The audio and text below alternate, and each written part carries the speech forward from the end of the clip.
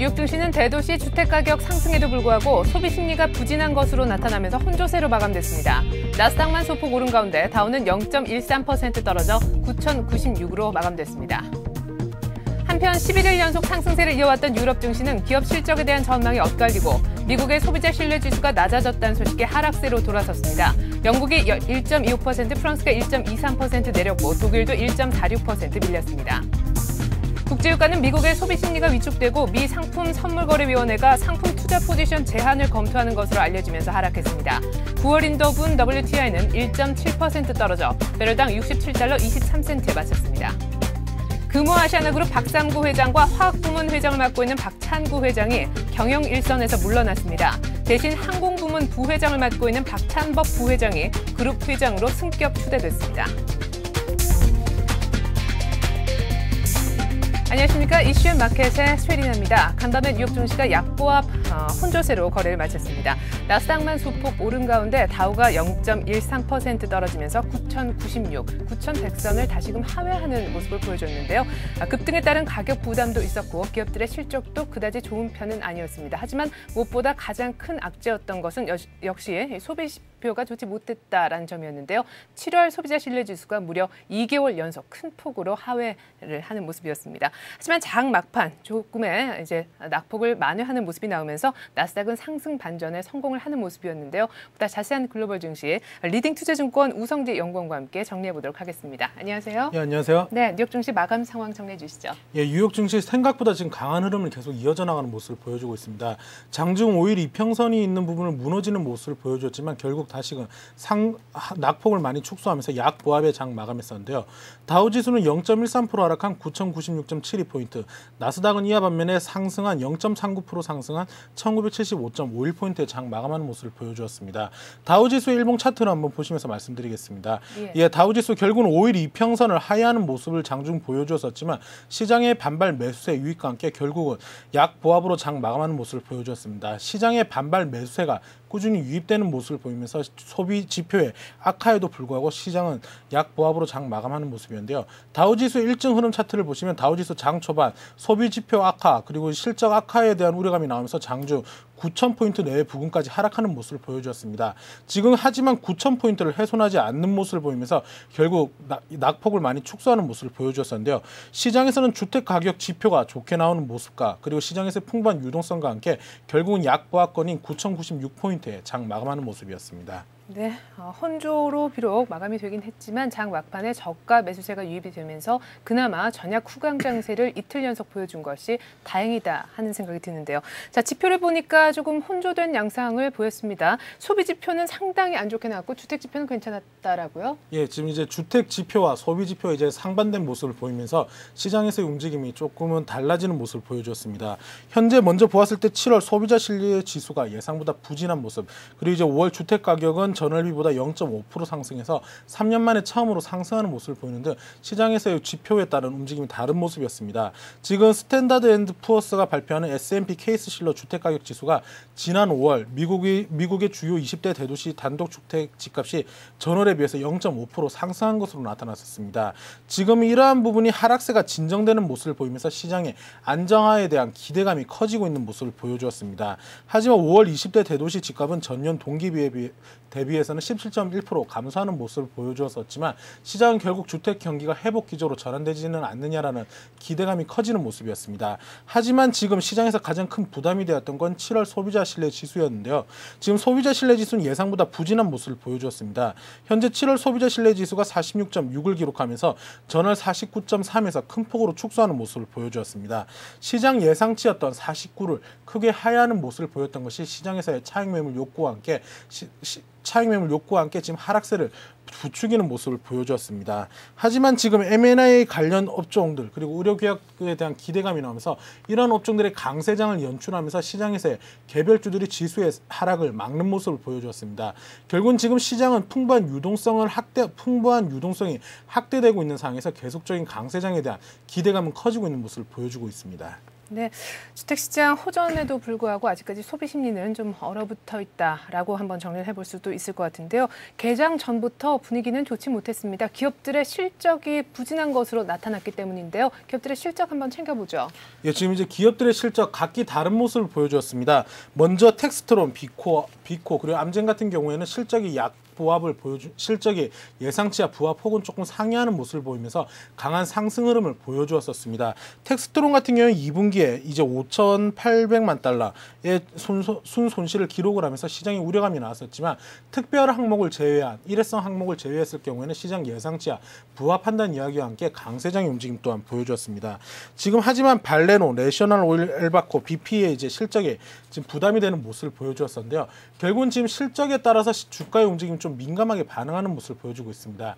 이미 지금 먼저 시장에서의 실적 랠리와 함께 강한 상승세 흐름 이어왔었지만 지금 하반기 이제 시즌 2분기 실적에서 이제 후반기로 치닫고 있는 상황에서 지금 이러한 실적들이 악화되는 모습을 보여주고 있습니다. 지금 시장 예상치와 부합 혹은 이제 악화되고 있는 모습을 보여주고 있지만 시장에서의 풍부한 유동성과 함께 다우지수가 9,000포인트를 돌파하면서 이러한 것들이 큰 영향을 미치지는 못하는 모습을 보여주고 있습니다. 또한 이제 코치의 실적이 크게 악화되는 모습을 보여줬었는데요. 코치 같은 경우에 이제 명품 브랜드 중 한 종목인데 지금 이러한 코치가 시장에서 경기 침체 국면으로 인해서 매출이 크게 급감하는 모습을 보여주었습니다. 지금 이러한 것들로 인한 실적 부담에 대한 우려감이 커지고 있기는 하지만 경기 회복이 개선되고 있다는 모습을 보여주고 있는 가운데 이러한 명품 관련 업종들 또한 강세 장애를 연출할 수 있다는 기대감이 나오고 있는 상황입니다. 하지만 지금 부분은 이제 실적에 대한 우려감이 계속 커지고 있는 모습이기 때문에 이러한 부분을 염두하시면서 시장에서 실적이 어떻게 나오는지 그 US 스틸 같은 경우 US 스틸과 같은 대형 철강 업종 또한 순손실폭을 확대하는 모습을 보이는데 시장에 우려감이 나오고는 있지만 이러한 부분들이 어떻게 시장에서 영향을 미칠지 여부는 조금 더 지켜보셔야 될 것 같습니다. 지금 시장의 예상치와 부합하고 있는 모습 그리고 이제 전망치가 악화되고 있는 모습을 보여주면서 시장에서 약세장에 대한 우려감도 나오고 있는 상황이지만 풍부한 유동성과 함께 강세장의 움직임을 보여주고 있기 때문에 이러한 부분을 염두하시면서 시장을 접근하시는 게 좋으시겠습니다. 네, 지금 뭐 풍부한 유동성이 실적의 어떤 부진, 악재를 상쇄시키고 있다라고 한번 볼 수가 있겠는데요. 남은 어닝 시즌 좀 잘 버텨줬으면 하는 바람 가져봅니다. 자, 그리고 장 막판에 낙폭을 크게 축소할 수 있었던 것은 샌프란시스코 연방은행 총재 발언 때문이었는데요. 리세션 탈피에 관한 얘기를 했다라고요. 예, 지금 이제 샌프란시스코 연방은행 총재가 발표를 했었습니다. 이제 리세션에 대한 부담감이 조금 이제 감소하고 있다는 이야기를 내면서 경기 회복에 대한 기대감이 커지고 있는 모습을 보여주고 있습니다. 지금 시장에서의 계속적인 실적 어닝 시즌이 어닝 서프라이즈로 나타나는 모습 그리고 이제 주요 지표들이 지금 상승하고 있는 모습을 보이는 등 시장에서의 기대감이 커지고 있는 가운데 시장은 상승 추세로 전환될 것이라는 이야기를 내놓으면서 지수에서의 투자 심리를 안정화시키는 데 큰 일조를 하는 모습을 보여주었습니다. 지금 하지만 주가는 상승하고 있고 집값은 하락을 하고 있는 모습 그리고 일자리 또한 감소하고 있는 모습을 보이는 듯 시장에서 이런 우려감이 계속적으로 나타나고 있기 때문에 경기 회복 국면이 급격한 상승 국면보다는 완화되면서 둔화되고 있는 모습을 보일 것이라는 우려감 또한 제기하는 모습을 보여주었습니다. 지금 이제 미 경제가 올 하반기부터 상승으로 재개는 되겠지만 2%대 성장률, 2%대 물가와 그리고 이제 0%대 성장률에서 다시금 플러스로 전환되는 데는 시간이 많이 걸릴 것이라는 이야기 또한 나오고 있는 가운데 지금 샌프란시스코 연방은행 총재의 발표가 시장에서 큰 호재로 작용되기는 좀 어려울 것으로 예측되고 있습니다. 이제 이번 주에 이제 GDP 성장률의 발표가 있는데요. 네. GDP 성장률의 발표 또한 지금 시장에서 보고 있는 전망치가 각기 다르기 때문에 이번 GDP 성장률이 시장에서 주요 변곡점이 될 수 있을 것으로 예측되고 있습니다. 플러스로 나타날지 혹은 0 아니면 마이너스로 나타나느냐에 따라서 시장에서의 투자 심리 또한 급격히 완화되든지 아니면 냉각될 수 있기 때문에 이러한 부분을 염두하시면서 시장을 접근하시는 게 좋을 것 같습니다. 네, 잘 알겠습니다. 우리 시각으로 금요일 밤에 발표되는 미국의 2분기 GDP 예비치 결과도 잘 지켜볼 필요가 있겠네요. 자, 유럽 증시 보니까 드디어 상승세가 꺾인 모습입니다. 미국의 부진한 소비자 신뢰지수 영향도 분명 있었겠지만 어닝 모멘텀도 약간 약화된 모습을 보여줬다고요. 예, 아무래도 이제 미국에서 발표가 있었던 주요 기업들의 실적 또한 약화되는 모습을 보이면서 유럽 증시 또한 한풀 꺾이는 모습을 보여주었습니다. 영국, 프랑스 같은 이제 주요 유럽권의 지수가 마이너스 1%대 하락을 나타내면서 시장에서의 차익 매물이 커지는 모습을 보여주었었는데요. 지금 10거래일 연속 상승했었기 때문에 시장에서의 건전한 조정으로 보시는 게 좋을 것 같습니다. 네. 만약 증시가 하락을 한다고 하더라도 가격 조정보다는 기간 조정으로 진입할 국면이 커지고 있는 가운데 지금 영국과 프랑스 같은 경우는 하락하는 모습을 보여주었습니다. 제가 가장 눈여겨봐야 될 것은 독일은행, 도이치뱅크에 대한 이제 실적에 대한 우려감이 나오고 있는 상황인데요. 실적은 시장 예상치를 부합하는 모습을 보여주었지만 악성 대출, 이제 부실 대출이 크게 증가할 것으로 나타나면서 시장의 우려감이 커지고 있는 모습을 보여주고 있습니다. 결국은 지금 이러한 은행권의 대출이 도이치뱅크로부터 시작을 해서 미국권 은행까지도 영향을 미칠 것이라는 우려감이 또 나오고 있기 때문에 이러한 부분을 염두하시면서 시장에서 은행주들의 실적 그리고 유럽권에 있는 은행주들의 실적과 이제 잠정치가 어떻게 나오는지 여부를 좀 확인하시는 게 중요할 것 같습니다.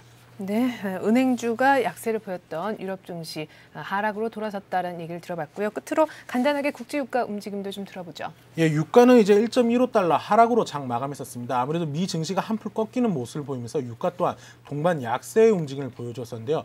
유가의 움직임 지금 보았을 때는 수요가 지금 계속적으로 증가할 만한 호재나 시그널이 보이지 않는다는 이야기가 나오면서 유가의 하락세가 나타나는 모습을 보여주었습니다. 하지만 지금 미 증시가 계속적인 상승 랠리를 이어가는 국면에서 유가의 큰 급락은 없을 것으로 예측되고 있습니다.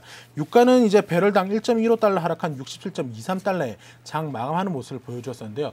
유가가 당분간 70달러를 크게 급등하는 모습을 돌파를 하는 모습을 보여주기는 좀 어려울 것으로 예측되고 있는 가운데 시장에서의 투자 심리 안정화 그리고 이제 어닝 서프라이즈 이후에 계속적인 잠정 전망치가 어떻게 나오느냐에 따라서 유가의 수요가 또한 증가할 것이라는 기대감이 나오고 있기 때문에 결국 지금 이러한 부분에서 유가는 70불대를 돌파할지 여부는 결국은 미 증시가 얼마만큼 상승을 할지 그리고 이제 실적 전망치가 어떻게 나오느냐에 따라서 달라질 수 있기 때문에 이러한 부분을 염두하시고 시장에서의 체크 포인트로 관심을 가지시면서 지켜보셔야겠습니다. 네, 그리고 위험자산 쪽, 안전자산 쪽 한번 체크를 해보게 되면요. 주식시장이 약간 조정을 받는 모양새를 보여주면서 달러와 그리고 엔화, 미 국채 모두 오름세를 보였습니다. 자, 이렇게 해서 오늘 글로벌 증시는 리딩투자증권 우성재 연구원과 함께했습니다. 고맙습니다. 네, 고맙습니다.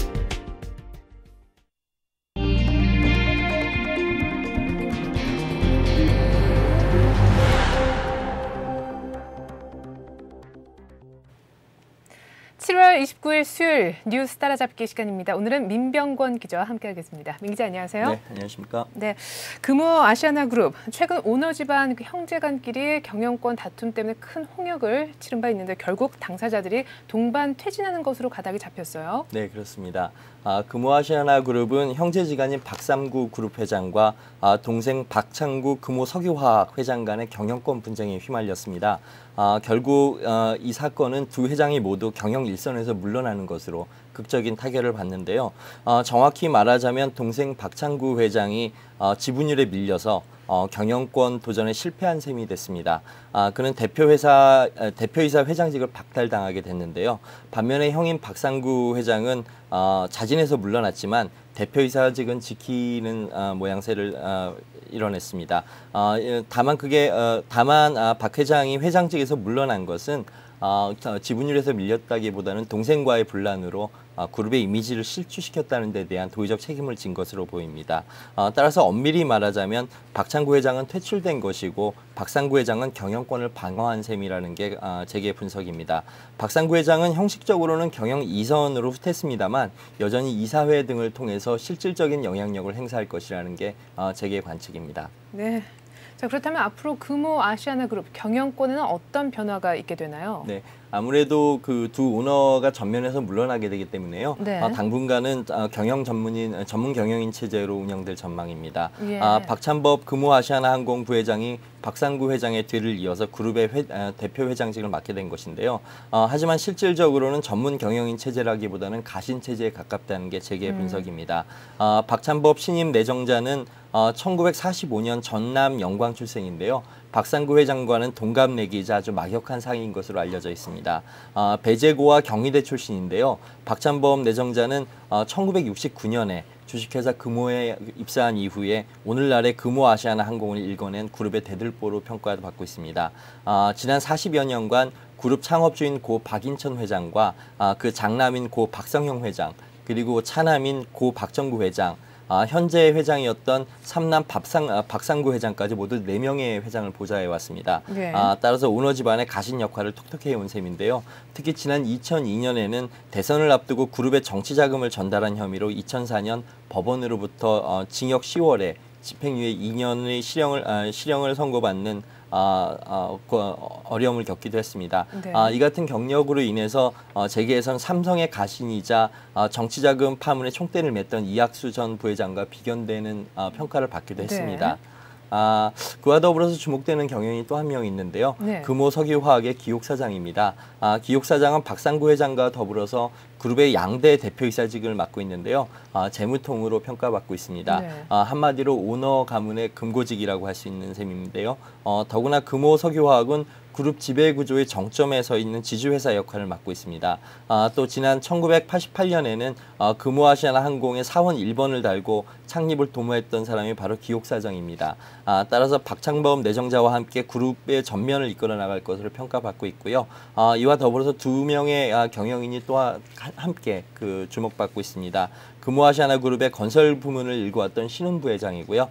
또 다른 사람은 그룹의 두뇌 역할을 맡고 있는 오남수 전략경영본부 사장입니다. 이들 4인방이 오너 퇴진 이후 그룹의 전면에서 일사불란하게 경영을 이뤄낼 것으로 보이고 있습니다. 네, 글쎄요. 내용적으로 보면은 아니라고는 하지만 전문 경영인 체제로 가는 듯도 하고, 하지만 앞서 또 가신 체계라고 말씀을 하셔서요. 조금 헷갈리는 면이 있습니다. 네, 좀 애매한 부분이긴 합니다. 앞서 말씀드린 4인방 체제는 엄밀히 말하자면 가신 체제라고 제가 말씀드린 바 있는데요. 네. 박상구 회장이 여전히 마크에서 영향력을 발휘할 수 있기 때문입니다.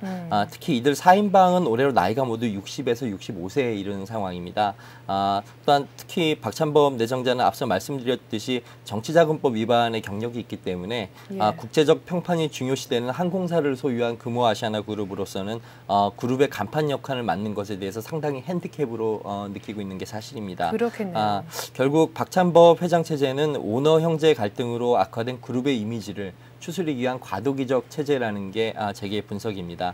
따라서 앞으로 빠르면 2, 3년, 늦어도 5년 내에는 창업 3세대로의 경영권 승계 작업이 본격화할 가능성도 제기되고 있는데요. 현재 그룹의 핵심인 전략기획본부에는 박상구 회장의 아들인 박세창 상무가 근무하고 있습니다. 네. 다만 박세창 상무는 75년생이니까 올해로 35살입니다. 아직 좀 젊은 편입니다. 네. 삼성 오너 가문의 3세대로 경영권 승계 작업을 벌이고 있는 이재용 상무가 68년생이고 임원을 달고도 9년째 경영 수업을 하고 있다는 것을 감안하면 박 전무는 아직 좀 어리다는 그런 핸디캡을 가지고 있는 것입니다. 예. 물론 한화 김승현 회장의 경우 부친의 유고로 인해서 29세에 그룹 경영권을 넘겨받기도 했습니다만 이는 매우 예외적인 사례입니다. 따라서 금호그룹의 경우 박상구 회장이 당분간은 마쿠에서 계속 영향력을 발휘하지 않겠느냐는 게 제 분석입니다. 또한 일각에서는 박찬법 회장 체제 이후에 외부에서 명망 있는 인사를 영입해서 경영 승계 이전의 과도 체제를 조금 더 유지할 수 있다는 분석도 나오고 있습니다. 네, 오너 형제 갈등으로 인한 어떤 대외적인 이미지를 좀 이렇게 보강한다라는 차원에서 지금 박찬법 회장 체제로 간다라고 지금 분석을 많이 한다라고 말씀하셨는데, 자, 그렇다면 경영권을 박탈당한 박찬구 전 회장 측의 반응도 이제 궁금한데요. 네, 일단 뭐 이번 이사회 결정에 대해서 상당히 반발하는 분위기입니다. 예. 박찬구 회장 측은 자신을 해임한 의사결정 과정에 문제가 있다는 입장인 것으로 알려져 있는데요. 네. 이에 따라서 법적 대응 내용도 검토 중인 것으로 전해졌습니다. 이사회는 어제 오전 11시에 열렸습니다. 박창구 전 회장 측은 당일 이사회가 취소된 걸로 알고 있었다고 합니다. 그러다 갑자기 개최가 된다는 소식을 듣고 부랴부랴 참석을 했는데요. 네. 그러다 보니까 안건이 무엇인지 제대로 통보도 받지 못했고 준비도 하지 못한 상황이라고 합니다.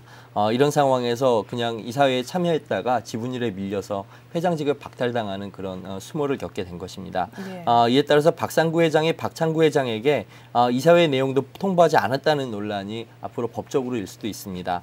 이것이 법정에서 비화되면 오너 퇴진이라는 극약 처방으로 분란을 수습하려고 했던 금호그룹의 금호그룹의 앞으로의 그 경영 계획이 다소 좀 차질을 빚을 수도 있는데요. 특히 금호아시아나그룹은 지금 대우건설 재매각을 추진하는 등 구조조정을 진행 중이기 때문에 예. 이처럼 이사회가 장기간 분란에 휩싸이게 되면 신속한 구조조정에 상당히 좀 애를 먹을 수 있다는 분석도 나오고 있습니다. 네, 역시 오늘 또 주가의 움직임도 좀 흔들릴 가능성이 있어 보입니다.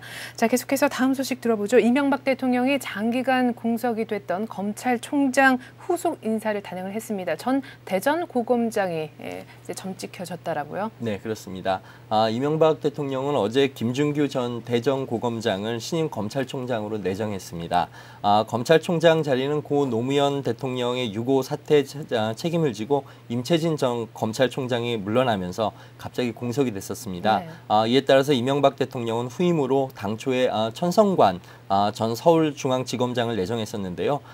그가 각종 의혹이 불거지면서 중도 하차함에 따라서 여권은 물론이고 검찰도 대혼란에 빠졌었던 상황이었습니다. 이런 가운데 2주 만에 다시 신임 총장 내정자가 결정된 것인데요. 이번 인사에 대해서 검찰 주변에서는 일단 비교적 무난하다는 평가가 나오고 있습니다.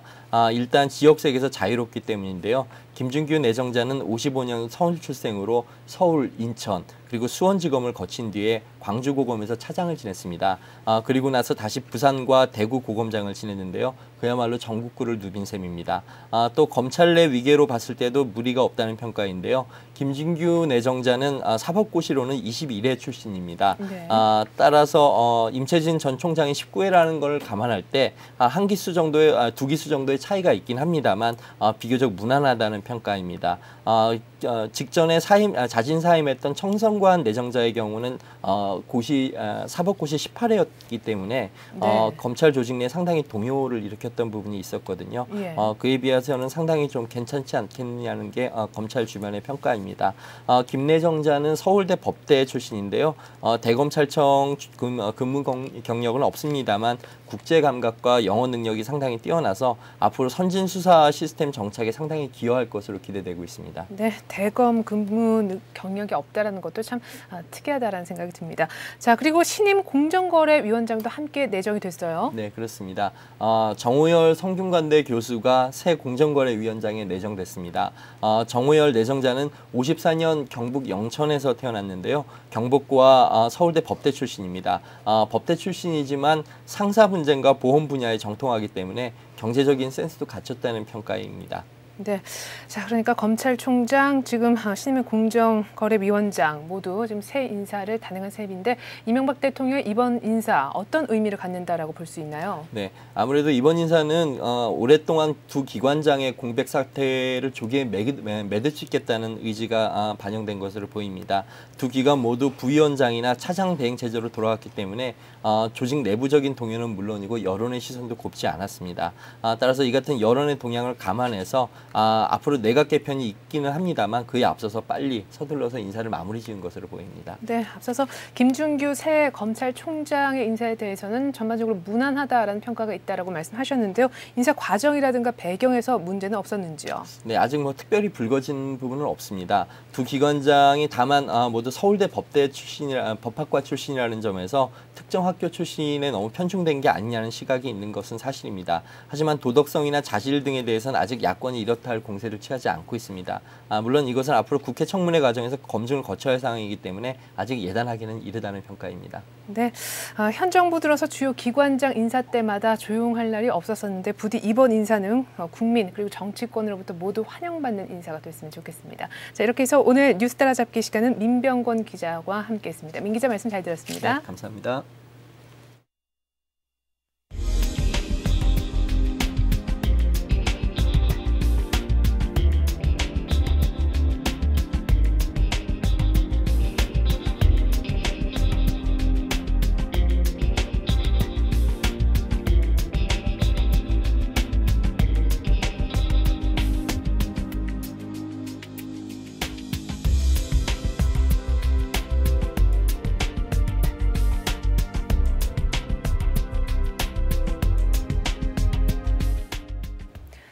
간밤에 뉴욕 증시가 약보합 혼조세로 거래를 마쳤습니다. 다우는 0.13% 정도 떨어져서 9,096으로 종료돼 9,100선을 하회하는 모습이었는데요. 무엇보다 소비 지표에 발목이 잡혔습니다. 7월 소비자 신뢰지수 2달 연속 큰 폭으로 하락한 것이 시장에 부담이 됐는데요. 하지만 장 막판 저가 매수세가 유입이 되면서 약간의 반등이 있었습니다. 때문에 나스닥은 상승 반전을 했는데요. 보다 자세한 우리 시장 소식은 1시간 뒤 출발 센 증시를 통해 알려드리겠습니다. 고맙습니다.